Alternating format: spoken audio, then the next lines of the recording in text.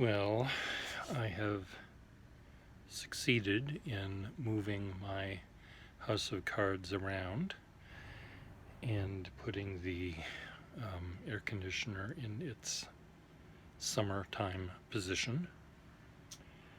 And I am looking forward to putting the rest of my house in some sort of order.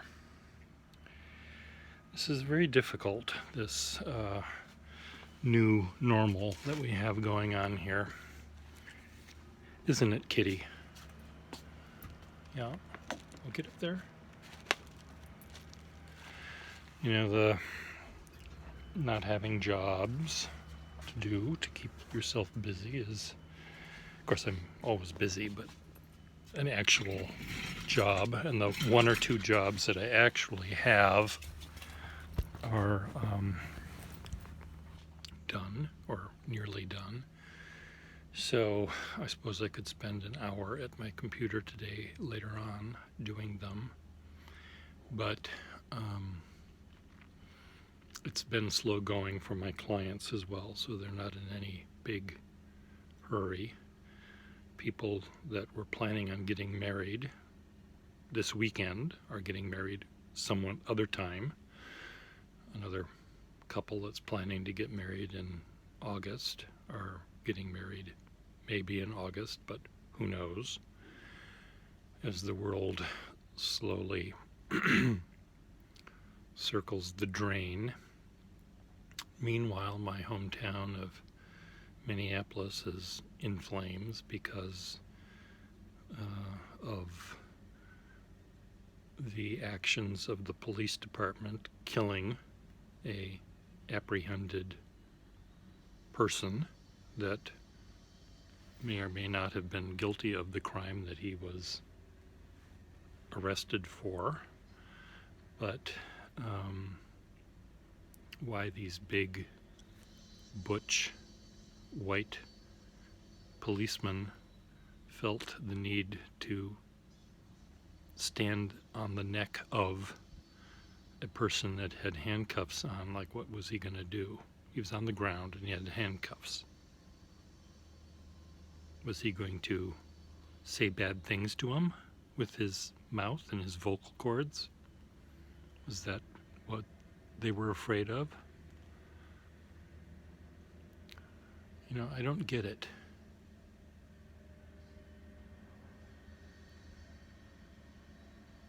You know, I don't understand. So I sit here and I put my head under the blankets and try to survive in the way that I know how, which is to make art that I hope make people smile. Sometimes, if it makes people think on top of smiling, that's really great. My kitty is now walking toward me, and I've got pieces of paper perched on top of other pieces of paper that are balanced on top of a half taken apart box. So it's like he's trying to walk, but he has no idea what is solid enough or not. But looks like he wants to take a little nap right there in the middle of my work area. Every once in a while he has jumped up and gone across a treacherous area without planning. The disaster that happens when he causes the delicate balance of my little construction here, and things go flying off and he goes running off in a different direction. But so he's a little bit more careful. Where was I? Anyway, I don't understand. It's just so easy to. It's very difficult to figure out what the world is doing on a good day. And what the world is doing on a bad day is even harder to figure out. But try to figure it out, people. When a group of people ran airplanes into a tall building in New York City, two of them, two tall buildings in New York City and around the corner, no one asked why, really. They asked how or when. Well, they knew when. That was easy. Who, what, where, when, why. The why generally isn't figured out too much. You know, let's say I had a child. Let's imagine that happened. No, don't worry. There's no chance in hell that I would have a child. I wouldn't know how to change its litter box. But let's say I had a child. Imagine, a little girl, pretty little girl, and she ran out in the middle of the street and was squished by a truck. I wouldn't ask where or when or how this happened. I could see that. I'd say, why? Why did this happen?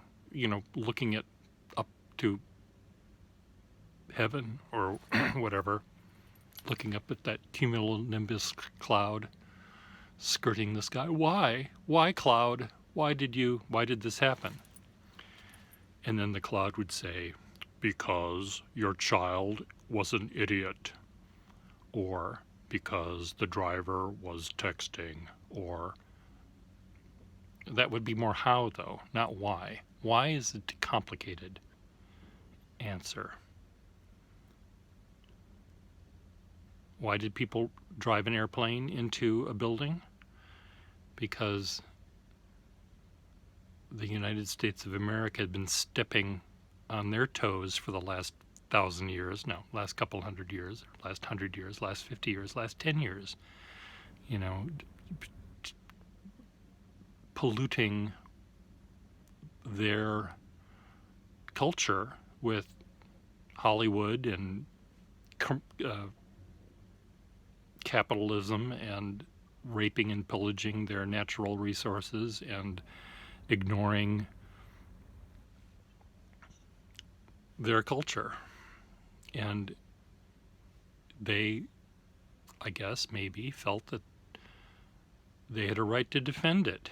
And how do you attack a big bully? You do it the same way that, quote, that our founding fathers did.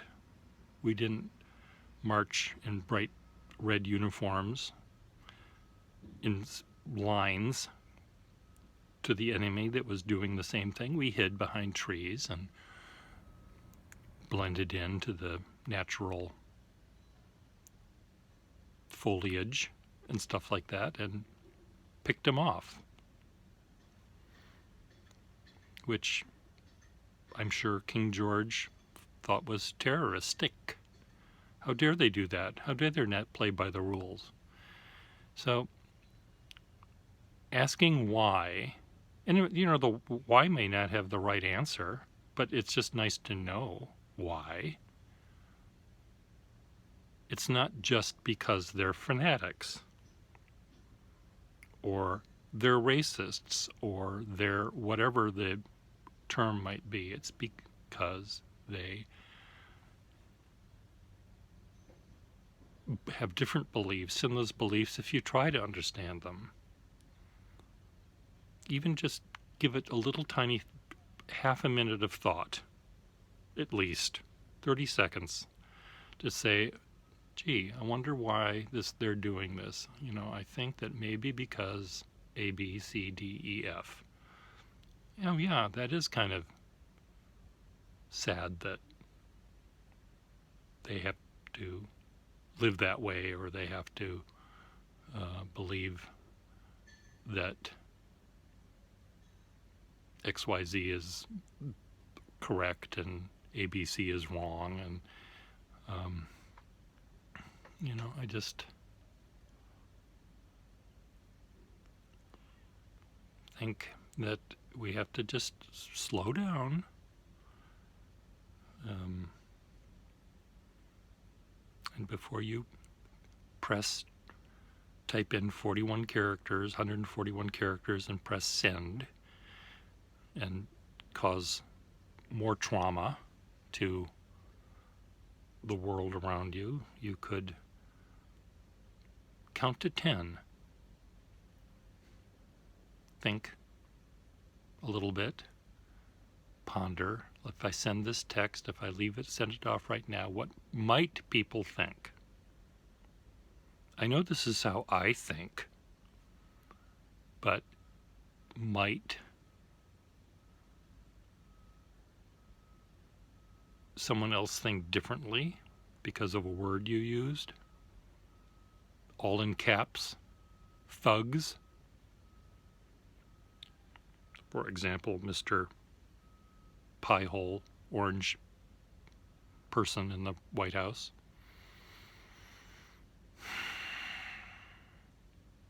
My cat is looking intently at he's counting to 10. He's thinking very hard about that crumpled up piece of paper I gave him earlier. He's wondering, why isn't it moving now?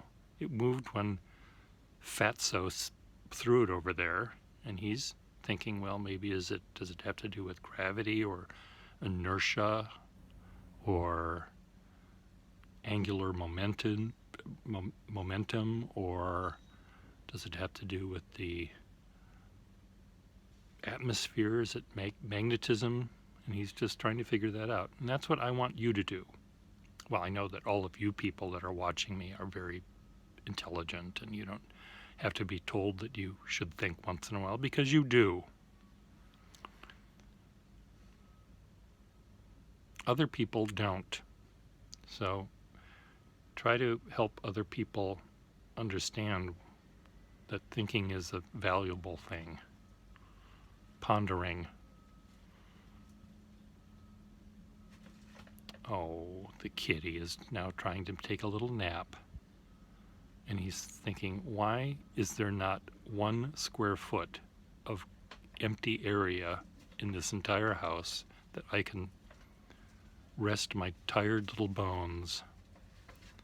And there is. There's a nice little empty spot 2 inches away from him, but he doesn't want to do that. He wants to balance on, there's a bunch of paper, then there's a box and a bag, and he's looking at these things, and it's kind of like, a crumpled up t-shirt on the floor that he also likes to sleep on. But this is just crinkly and sort of a hard surface, and he just doesn't understand how that works. He's trying to. He's using his little brain. He's using more brain cells than a lot of people do.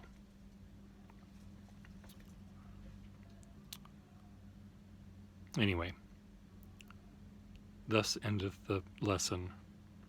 Hymn number 872 is next. All things bright and beautiful.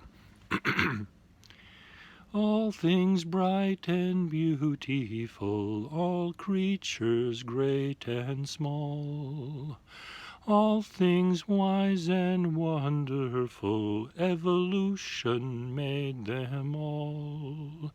It made their... Let's see, how does the rest of it go? I'm forgetting. Each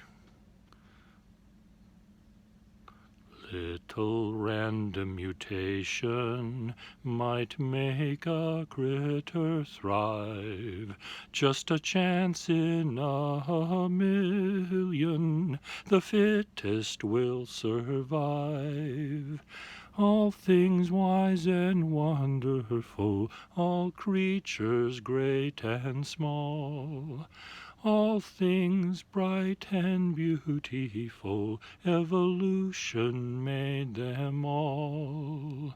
The purple mountains, valley, and rivers running through. The purple-headed mountains, the rivers running through. Plate tectonics are the reason, not commandments from on high. That was supposed to be in a lower key. I never know how to sing this because I have to switch an octave. All things bright and beautiful, all creatures great and small, all things wise and wonderful, evolution made them all. It gave us eyes to see them, and lips that we might tell. Who needs a God Almighty when science explains so well?